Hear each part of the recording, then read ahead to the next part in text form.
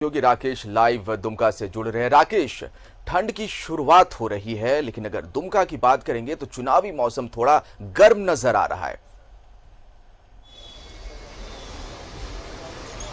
नहीं, बिल्कुल। देखिए, वो अपने उफान पर है और तपिश पूरी तरीके से महसूस की जा रही है दुमका में।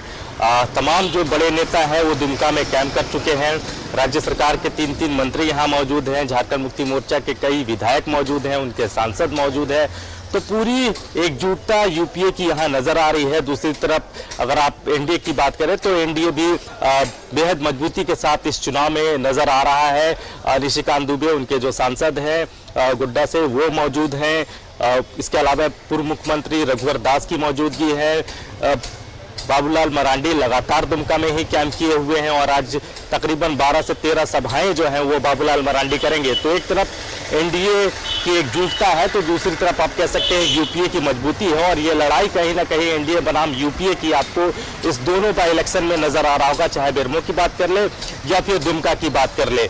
तो सियासी गर्माहट अपने उफान पर है, तपिश को हर कोई यहाँ महसूस कर रहा है और अब इंतजार 3 तारीख का हो रहा है कि 3 को जनता अपना जो मूड और मिजाज है वो किसके पक्ष में देती है। बहरहाल ये जो 3-4 दिन है चुनाव प्रचार को लेकर, ये बेहद अहम है दोनों पार्टियों के लिए, बीजेपी के लिए भी और झारखंड मुक्ति मोर्चा के लिए भी। और यही वजह है कि तमाम नेता इन 3-4 दिनों में खूब पसीना यहाँ बहा देना चाहते हैं।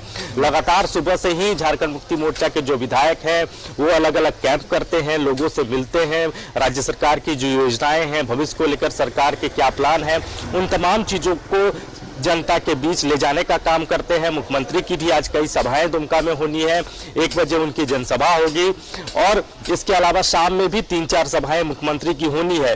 तो लगातार अपने अपने स्तर से किलाबंदी की कोशिश दुमका में की जा रही है, चाहे वो बीजेपी के लोग हों या फिर झारखंड मुक्ति मोर्चा के लोग हों। और हर कोई कहीं ना कहीं दुमका से एक बड़ा मैसेज देने की कोशिश कर रहा है, क्योंकि दुमका चूंकि सियासत का एक गढ़ माना जाता है, संथाल को साधने का मतलब होता है झारखंड को साधना। तो उस लिहाज से अगर आप देखें तो संथाल की जो सीट है वो बेहद अहम मानी जाती है और यही वजह है कि आमतौर पर बाई इलेक्शन में बहुत सुगबुगाहट नहीं होती, बहुत जोर शोर नहीं दिखता है, बहुत सरगर्मी नहीं नजर आती है।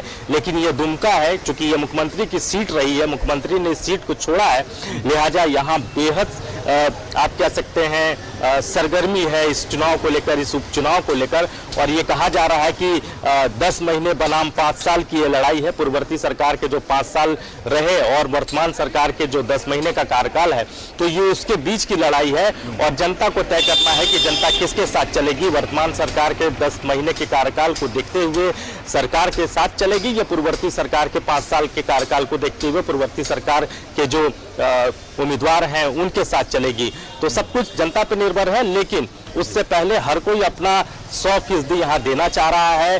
तमाम लोग लग चुके हैं इस चुनाव में, लगातार बैठकों का दौर जारी है, देर रात तक बैठकें होती हैं, रणनीति बनती है दोनों पक्षों की तरफ से और सुबह हर कोई उस रणनीति के तहत चुनावी मैदान में उतर जाता है, लोगों के बीच जा रहे हैं, लोगों से संवाद स्थापित किया जा रहा है। और मैं बार बार कह रहा हूं कि ये जो 3-4 दिन है आज से लेकर 31 तारीख तक की अगर आप बात करें तो बेहद महत्वपूर्ण दोनों पक्षों के लिए। और यही वजह है कि दोनों पक्ष, चाहे बीजेपी हो चाहे झारखंड मुक्ति मोर्चा हो, कोई कोर कसर इस चुनाव को लेकर नहीं छोड़ना चाहती है दोनों पार्टियां। जिशान जी राकेश, और पहला जो चुनाव हुआ कोरोना काल में कल बिहार में पहले फेज के लिए, चुनाव आयोग के लिए अच्छी खबर रही कि वोट प्रतिशत में अच्छा, वैसा नहीं कि बहुत ज्यादा उसमें फर्क पड़े, ऐसा कुछ देखा नहीं गया, ठीक ठाक रहा, अच्छा रहा वोट प्रतिशत। और यही उम्मीद ये भी की जा रही है, क्योंकि एक डर था कोरोना का कि यहाँ भी दोनों विधानसभा सीटों पर उपचुनाव होंगे तो वोट प्रतिशत ऐसा ही कुछ रहेगा। लगातार जो हमले है, आपने सही कहा, मुख्यमंत्री हेमंत सोरेन केंद्र सरकार पर लगातार हमले उन्होंने किए। इधर विपक्ष भी है जो कहीं ना कहीं रह रहकर सत्ता पक्ष या हेमंत सोरेन सरकार की जो 10 महीने के कार्यकाल है उसके बारे में सवाल उठाता रहता है कि तमाम मोर्चों पर हेमंत सरकार फेल है।